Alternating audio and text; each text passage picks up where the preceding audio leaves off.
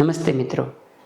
एक डॉक्टर होने के नाते हमारे पास कई बार ऐसे केसेस आते हैं जिससे पूरे समाज को कुछ सीखने को मिलता है। ऐसे एक करुण केस की मैं बात करता हूँ। फ्रेंड्स, कुछ साल पहले एक मेरे बहुत क्लोज रिलेटिव को ऐसा हुआ कि घर पे कुछ काम करे तो गिर गए। वो गिरने से चेहरे पे चोट लगी, बेहोश हो गए।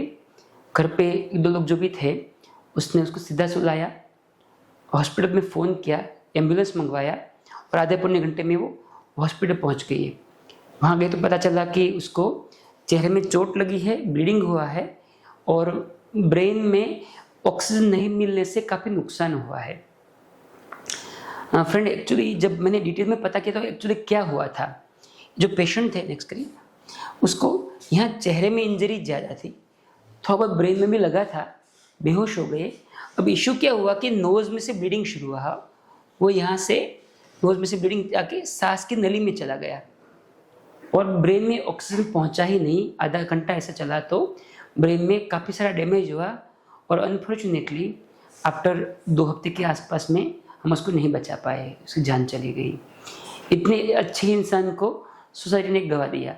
अब एक्चुअली प्रॉब्लम क्यों हुआ, ऐसा क्या हुआ था? नेक्स्ट फ्रेंड्स, जब हम खाना खाते हैं तो मुंह से खाना अन्ननली में जाता है, सांस भी वहीं से जाती है।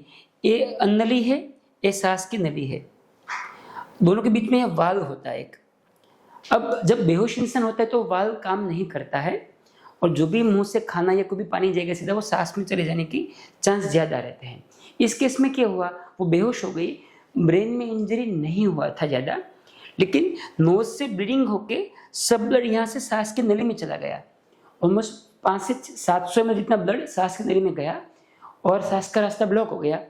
ब्रेन में ब्लड पहुंचा ही, ऑक्सीजन पहुंचा ही नहीं। 15-20 मिनट या आधा घंटा वो ब्रेन में परमानेंट डैमेज हो गया।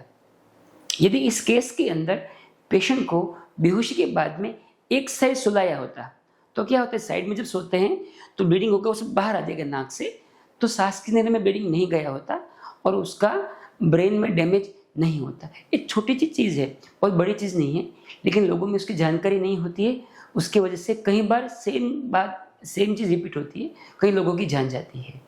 तो आपको मेरा मैसेज ये है, कभी भी कोई भी इंसान बेहोश होता है तो कई बार वो वॉमिटिंग कर देते हैं, वो भी सांस में चला जाता है, और कई बार चोट लगती है, वो भी खून उसका जो है वो भी सांस में चला जाता है और वो ब्रेन को नुकसान करता है क्योंकि वहाँ ऑक्सीजन नहीं पहुँचता है।